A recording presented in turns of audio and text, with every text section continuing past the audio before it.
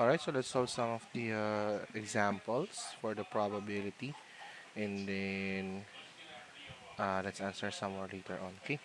So for this example, okay, so we have a coin is tossed 5 times. What is the probability that exactly 3 heads will occur? And then the other one is at least. Okay, so always be careful with the wordings. Okay, so if they say that exactly, it means that they're telling you or telling us or asking us how many or what is the probability that there is exactly 3. Okay, now if there is at least, it means that from that number up to a certain number, so that is a range of number. Okay, so for this example, for the number for letter B, we have at least. Okay, to a lot of students are having confusion on this one. Okay, so let's do it first for the exactly 3 heads. Okay, so a fair coin.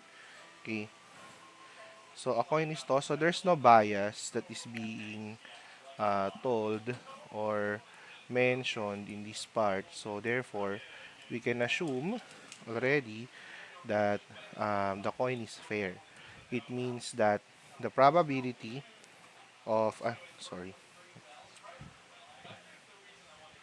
it means that the probability of the coin, okay, the probability of the coin being heads, okay, and being tails is actually the same. So if they're the same, it is equals to one half, okay, or one half of the time, okay. So there's no other condition. Now we have 5 coins, okay. So let's visualize it first. Okay, so we have 5 coins: coin one, okay, coin two, coin three, coin four, and coin five. Okay, so it says that they are all tossed. Okay, at the same time, we can say that if you can imagine actually this one, that a coin is tossed 5 times, is actually tossing 5 coins at one time. Okay, so you can imagine it like that.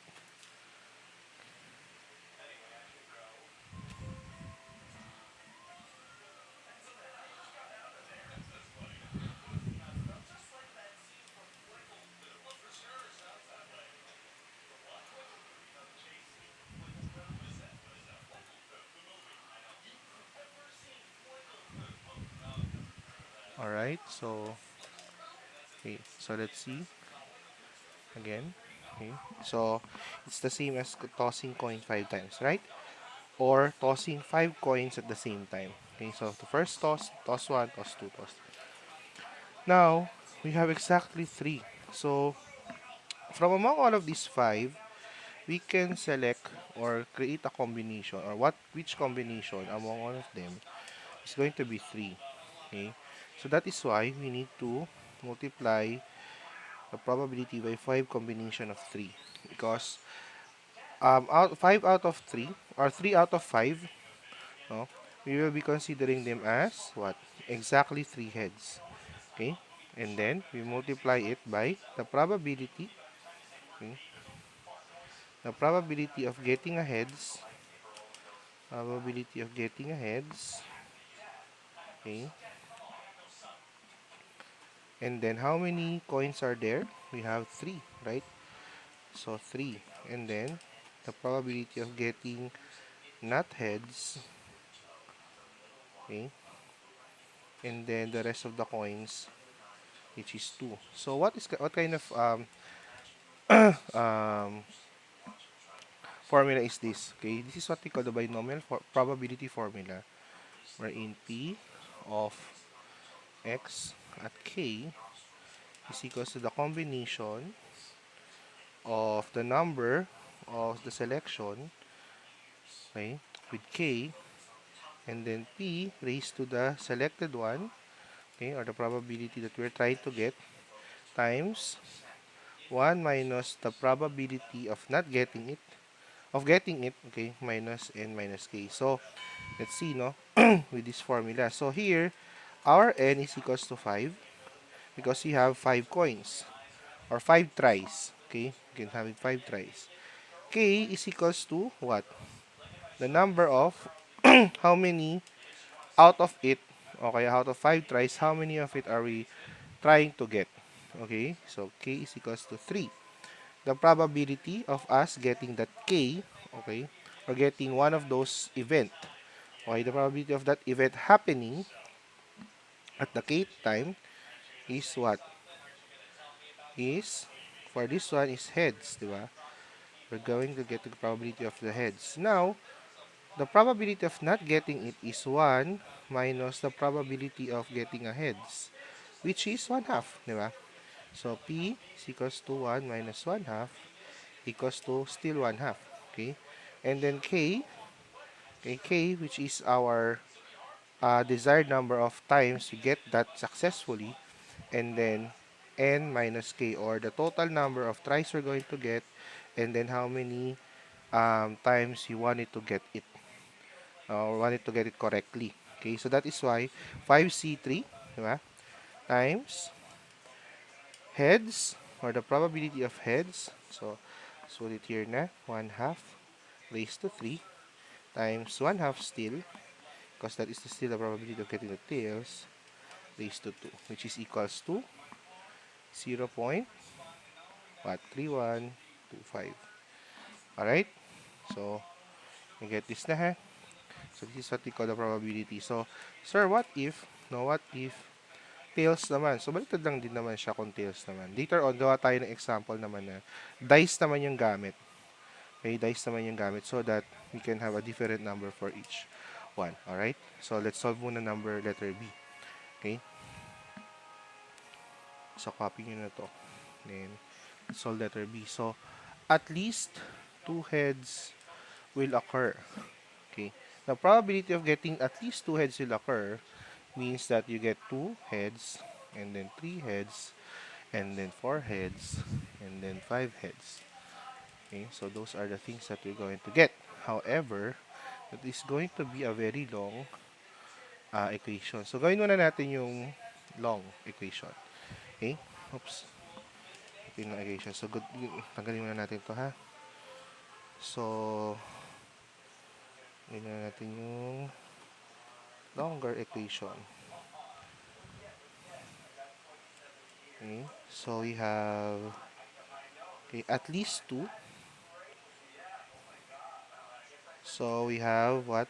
Yung formula natin, which is P of X equals to K is equals to NK. Lagyan na natin sa taas para hindi natin siya ano. P of X equals to K, or number of times, if we are correct. Number of success equals to the number of trials times a combination of the number of correct, the probability of getting that correct answer raised to the number of correct that we need to have, minus the probability of not having it, raised to the number of trials we have, and then the number of correct items we want it to have. Okay, so for this example, for number letter B, okay, we have what? We have to add k is equals to 2, correct? Okay, k is equals to 3, k is equals to 4, and k is equals to 5. Alright, so let's try it this muna. Okay, so let's solve. So for k is equals to 2, let's erase this muna.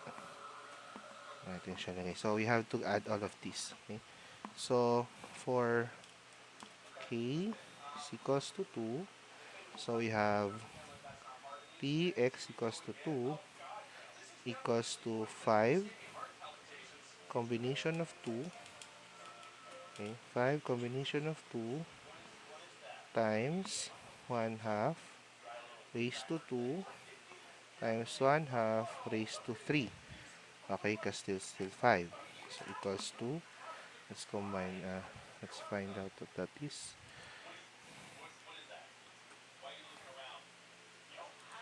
So we have 5 combination of, let's say x na lang to para pwede natin siyang i-calculate. Tapos, yung probability natin 1 half, yan, raise natin siya sa x kasi yun naman yung selection natin. Okay, and then kabila is 1 half na lang din. Huwag na natin 1 minus 1 half kasi masyado mahaba. Liter na lang. Yung pagka mayroong ibang number. And then, 5 minus x na. 5 minus x. Tapos, ngayon natin siya, calculate natin siya. So, you have what? 2. Yan, para mamaya pindot-pindot na lang tayo. So, 5 over 16. You have 3, 0.3125. Okay? So, meron tayo yan. And then, for k is equals to 3. P of x equals to 3. 5 combination of 3. 1 half. Raised to 3. 1 half. Raised to 2. Okay? Kasi minus naman siya. Equals to. So, let's see. Ano yung ating calculator na mawala. Yan. So, let's calculate. Calculate. Click calculate. So, this time it's 3 naman. Okay, 5 over 16 din. 0.3125 din. Which is actually makes sense naman. 0.3125. Okay, for k is equals to 4 naman. So, p at x4 equals to 5 combination of 4. 1 half raised to 4. 1 half raised to 1 equals. So, yung calculate natin. Makuha na shortcut sa calculator mismo. Okay, so, we have calculate. So, this side is 4. 5 over 32 or 15625. 1.625. Okay. And then for k equals to 5. P of x equals to 5 equals to 5. Combination of 5. 1 half raised to 5. 1 half raised to 0. Okay. So let's calculate 5. We have 1 over 32 or 0.03125. 0.03125. Now, we add them all together. Diba? For p of x at least. So, greater than or equal to 2 equals to p of x equals to 2 plus p of x equals to 3, x equals to 4, p x equals to 5.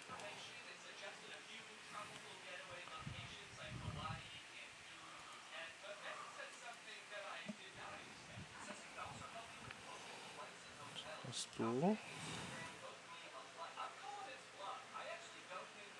We have 0.3125.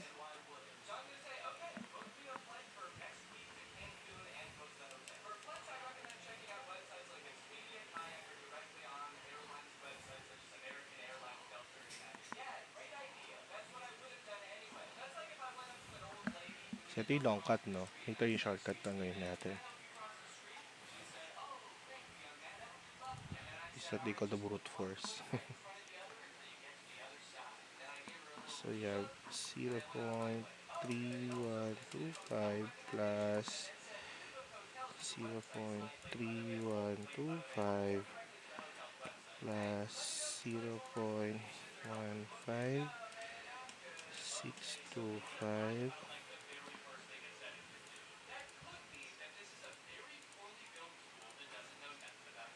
So that is 0.8125.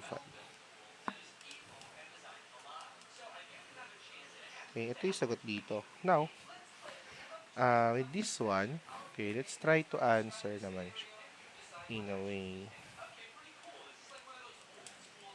In a different manner naman. So, yung what we call is a complementary way. So, natin siya. Look natin yung isa pa. Copy dito. Okay. So, 8125 tayo, no? So, dito naman, gawin naman natin is yung the probability, the probability of x less than 2 is equals to 1 minus the probability of x getting less than 2 naman. Okay? Yun naman ang gagawin natin. Kanina, pinunta natin from 2, 3, 4, 5. Ito naman ang gagawin natin. So, p of x is less than 2 is actually equal to the probability of x equals to 1 plus the probability of x equals to 0. Okay? Yun na yung gagawin natin. Tapos, ma-minus 1 lang natin siya. Why kayo naman minus 1? Kasi, the total sum of all the probabilities, okay, again, is 1. Total is equals to 1. Okay? Tignan natin kung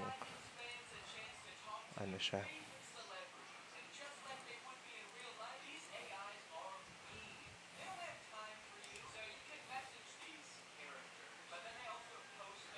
Okay, so tignan natin siya ngayon. Okay, so let's get the probability using yung formula natin. Yung formula natin is p x raised to k.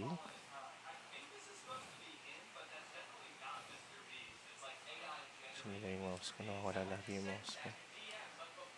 So p of x equals to k. Ito yung formula natin, no?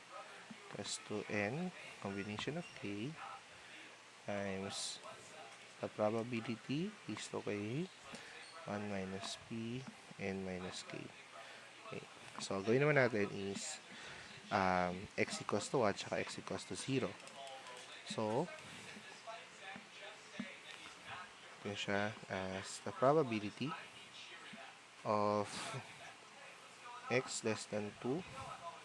Kunin muna natin yung probability of x equals to 0 such that, okay, 5 combination of 0, tama, times 1 half raised to 0, 1 half, sorry, 1 half raised to 5, okay, equals to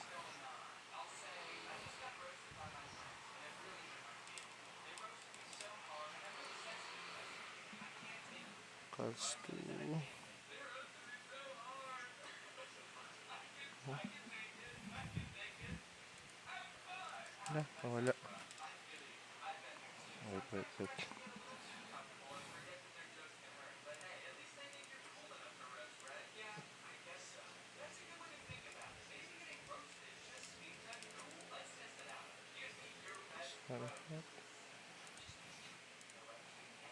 Raised to x.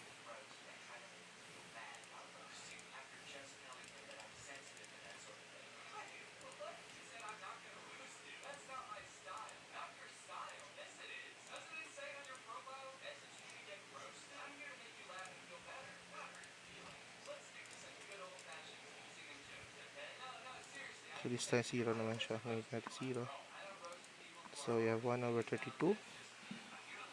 0.03125. 0.03125. And then let's get for x equals to 1. 5 combination of 1. 1 half raised to 1. 1 half raised to 4 equals to, again, kung may question, magtanong sa Discord. Tanong kayo sa akin, ha? Calculate 1. Okay, 1, 0.15625. 0.1. Yan. And then, we add them together, okay, to get p of x of 2. So, we have, add natin sa calcu para tama tayo, magkamali pa tayo dito. Okay, so we have what?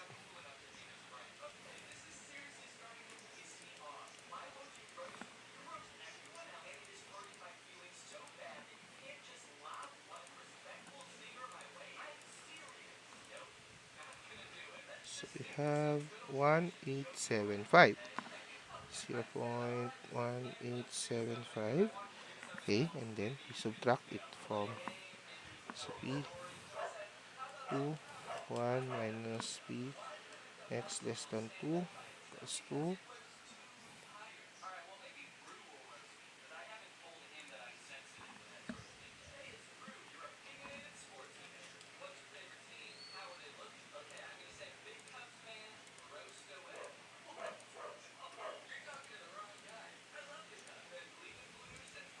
0.8125. So, same siya, no? Yung ginawa natin kanina. Which is yung mahaba, pero this one, it's actually shorter. Okay? Kasi ginawa natin yung probability na hindi gagamitin minus yung total probability. Which, logically speaking, no? And think about it, matitira is yung target ng probability. Siyempre, para hindi mas mahaba.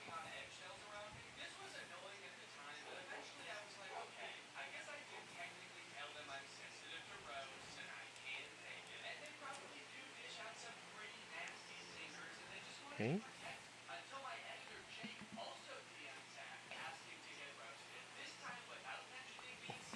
So, let's do it next.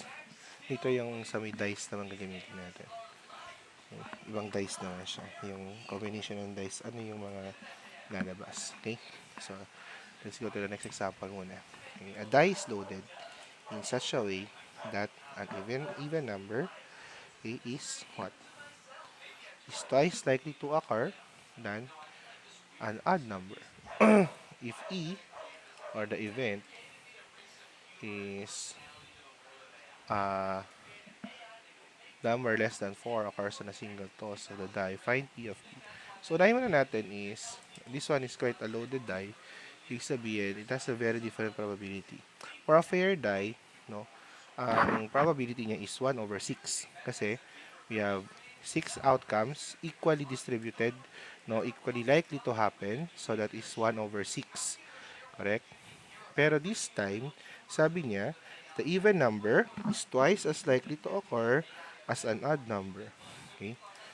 So, unahin muna natin, para di tayo malito, ano ba yung mga odd numbers? So, we have 1, 3, tsaka 5. Okay? I'm gonna draw it. Go ahead.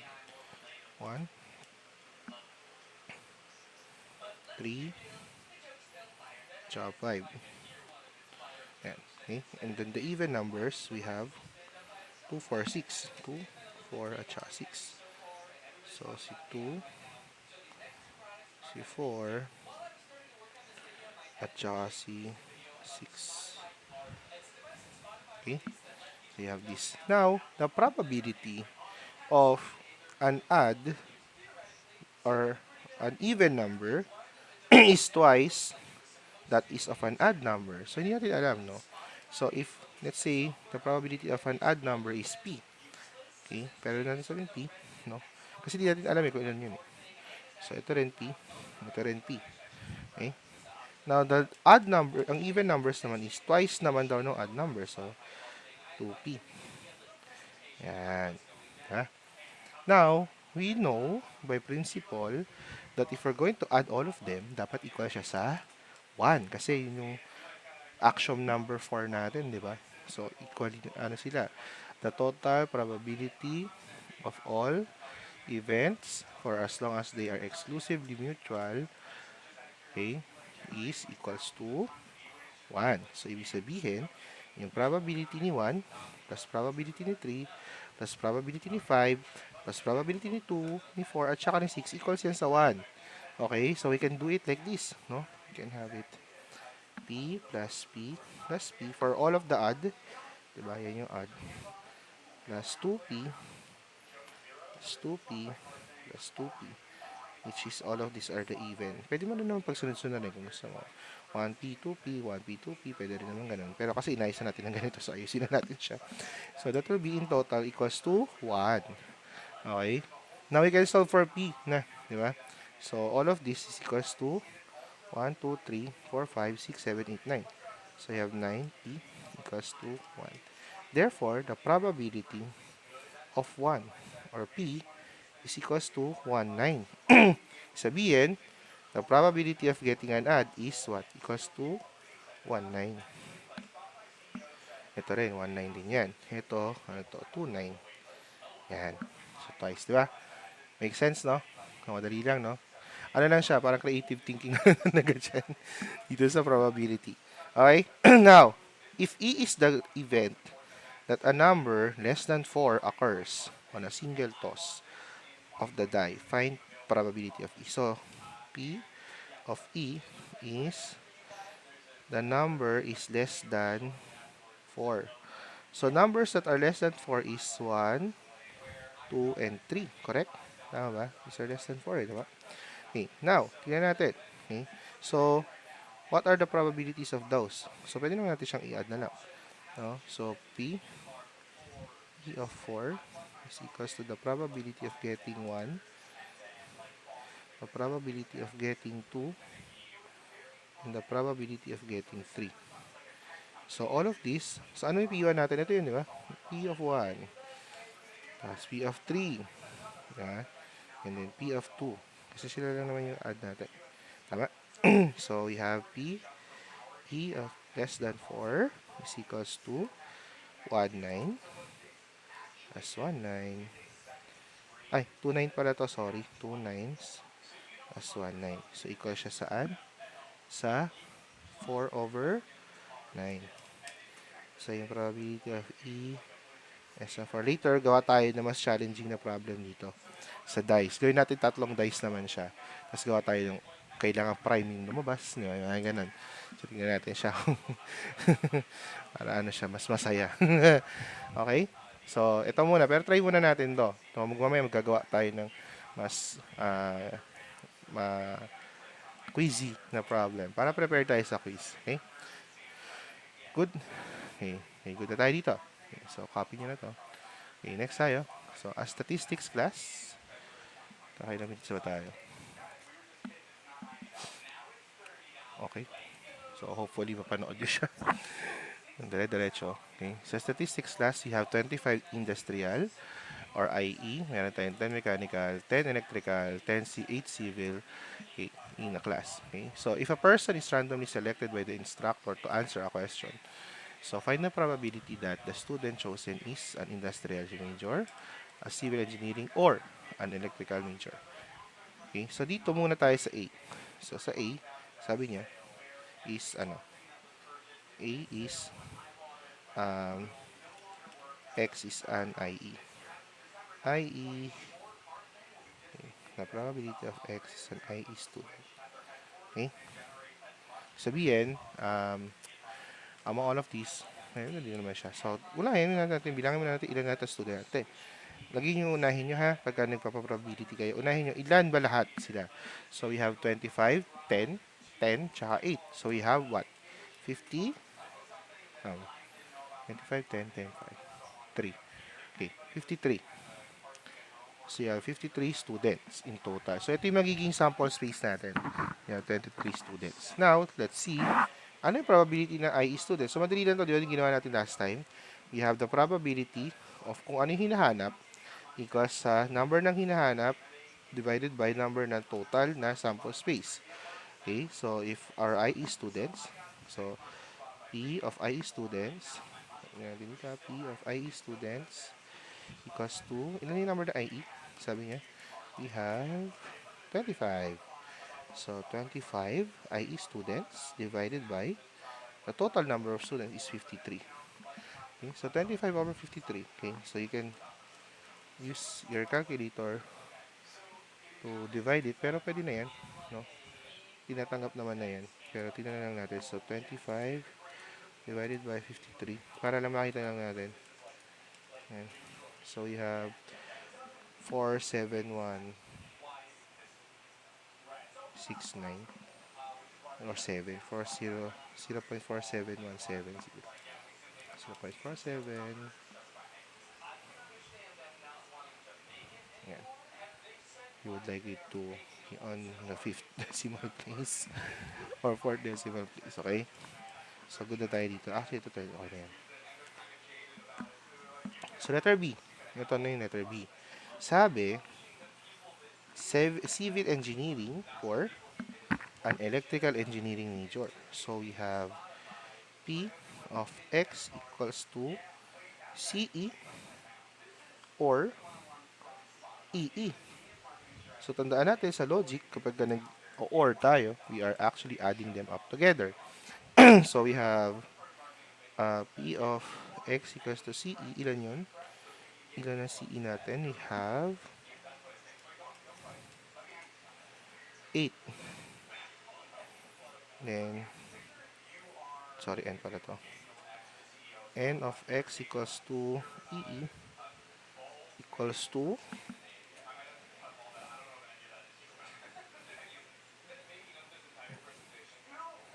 we have electrical. 10, no? 10 din. So we have 10. So therefore, we have X equals to CE or EE equals to 18. So, using this one, the probability of CE or EE is equals to 18 over 53. Ah, so, gano'n na naman siya.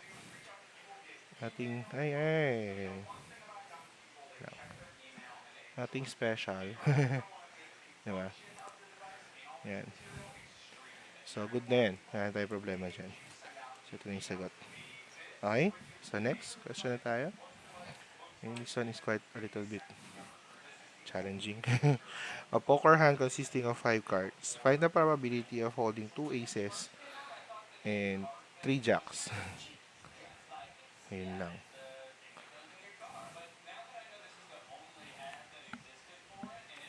Okay, you have 2 aces and 3 jacks.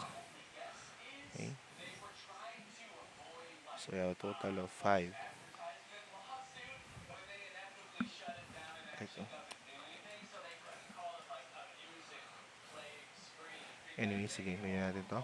So, again, the total number of cards is 52.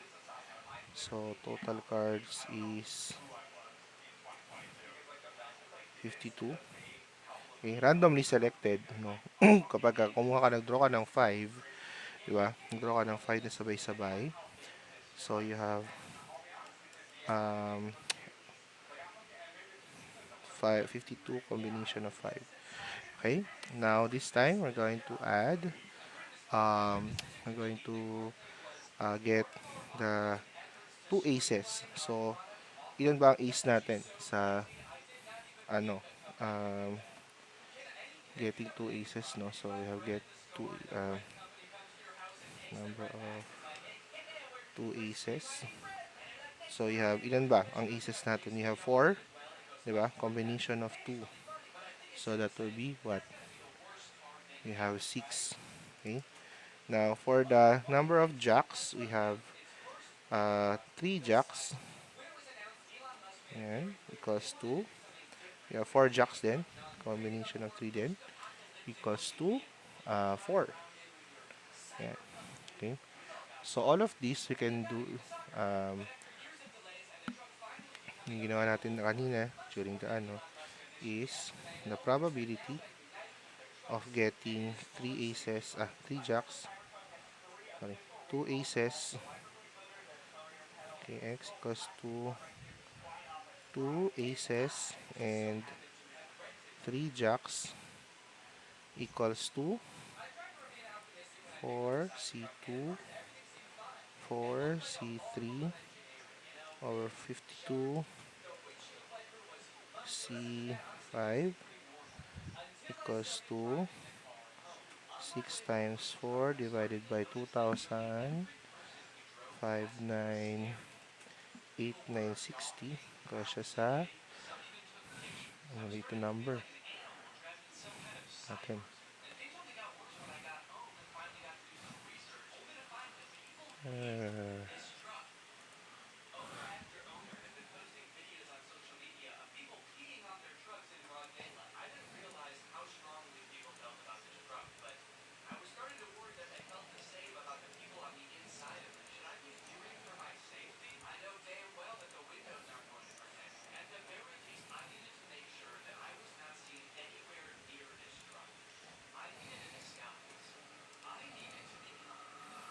So, medyo malakas siya. 9.23 times 10 to the 6.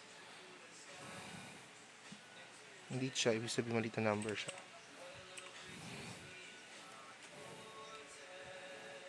Here, in other words, parang ano siya, ganito siya. 0.1, 2, 3, 4, 5. Yan, yung probability. Ang liit. Ha? So, you can have answer like this or like this. Okay? Ano na yan. Okay? So, do we have still another problem ba here? Aha. Wala na yata. Okay. So, in the next video, gawa tayo na medyo mas complicated na problem naman. So, gagawin natin yung hihirapan naman natin siya ng konti. Alright? So, I'll see you on the next video.